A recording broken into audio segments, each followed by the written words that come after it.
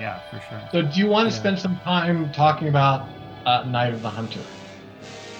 Absolutely. Yeah, Tell us by all about means. Night of the Hunter, Roger, because it's one of my favorite movies, and it's one of my, I mean, there's the outside Goldsmith set, things like War of the Worlds, Dark Crystal. It's in that group for me of just isolated, one-hit wonder, brilliant, lovely, absolute favorite scores. It will stop me in my tracks when I hear it.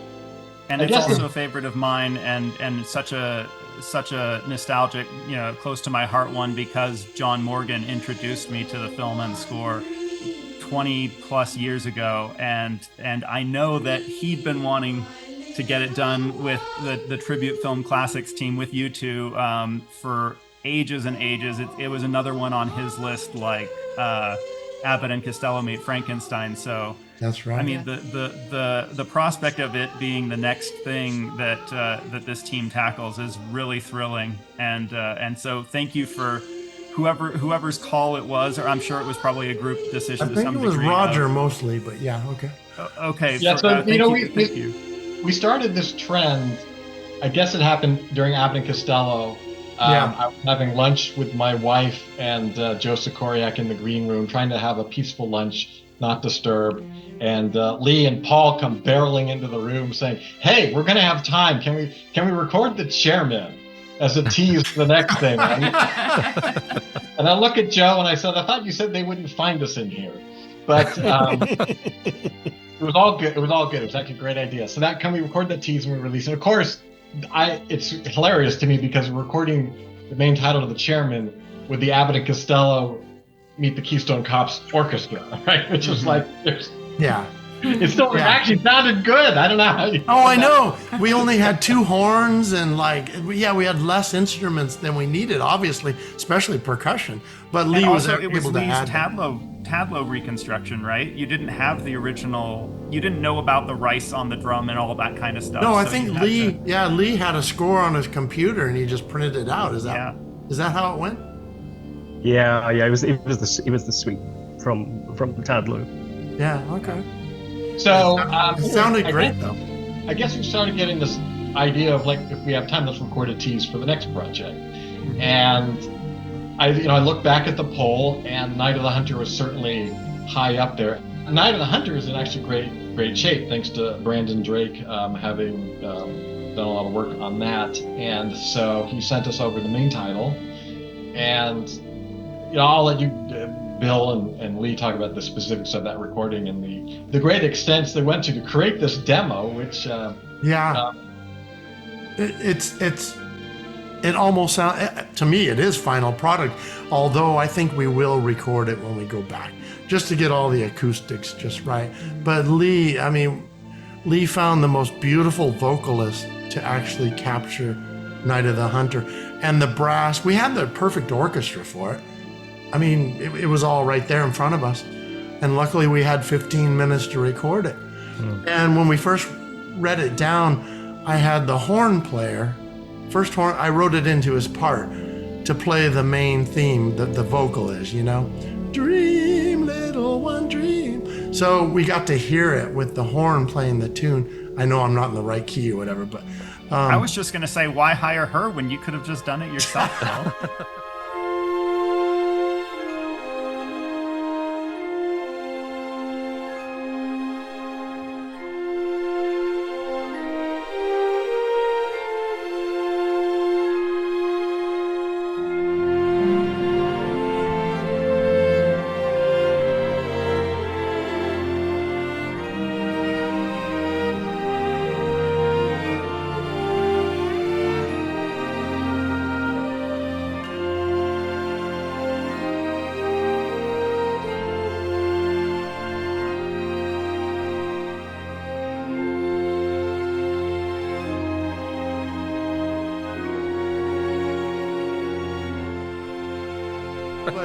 But the vocalist that Lee got was just incredible.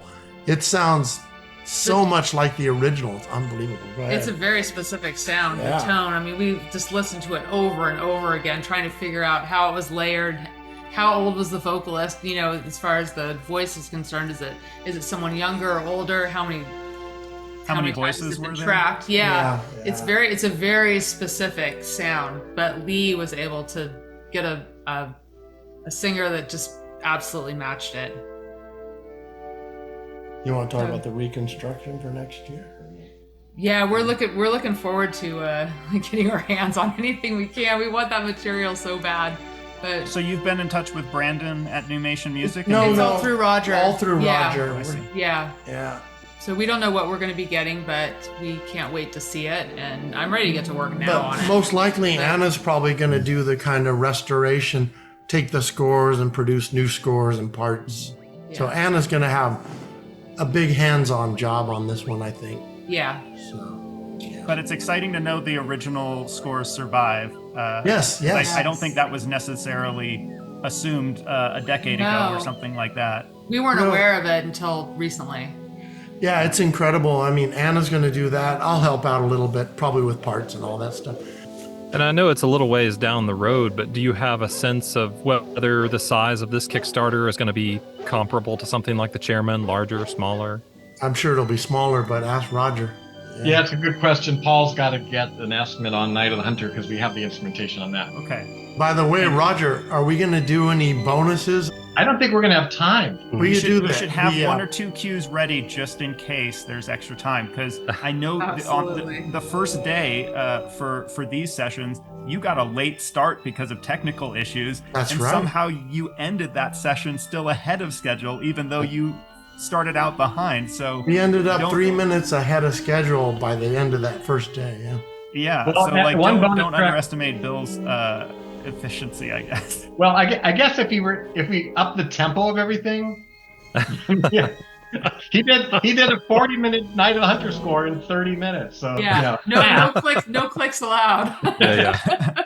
What I was going to say, Roger, is a potential bonus for Night of the Hunter album. You could get the Abbott and Costello fan base back involved again because Walter Schumann wrote some Abbott and Costello music, right? So if you even stuck a cue or two on there, that could fill out with the same composer represented, and then you could hook it up with all the people that signed up for that Kickstarter. That's an untapped well of people who just want Abbott and Costello stuff. Just throwing it out there. That's possible. I was thinking bringing the main title to the Jungle Book. Oh, Ooh. oh, for our next one. Okay. You should, if that can fit with the orchestral forces. Let's add the FBI theme, or what is it? The Dragnet theme. Dragnet. That he got sued over. Recording these preview tracks is just brilliant, is what it is. Mm-hmm. I mean, because it gives you something. That one of the reasons I think the Chairman took off is that people got to hear it. That's right. They get, and that's Oh, yeah. huge. And I think, my guess is that because I've listened, my sources on Night of the Hunter are terrible. I took the Glotton LP and the isolated tracks from the Blu-ray and some third source, I can't remember what, maybe acetates. And I removed Lawton from the LP with an AI, and I made my own Night of the Hunter sound, sort of best possible versions score just earlier this year, because I so love that music. And it's hard. It's like nails on a chalkboard to listen to, but I'll sort of like EQ it and play it in the distance, and I can kind of. You should share your attempt at a restoration with the people here on the email. Sure. Yeah, I'll send the In attempted case- restoration. I mean, who knows? Maybe it could be helpful in the future potentially as a reference.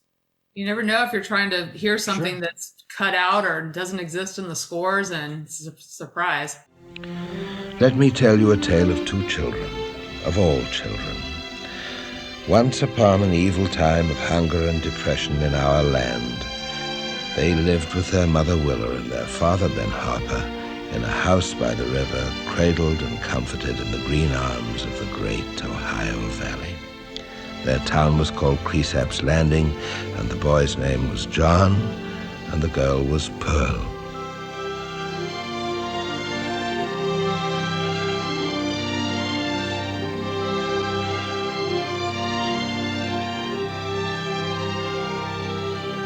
Now,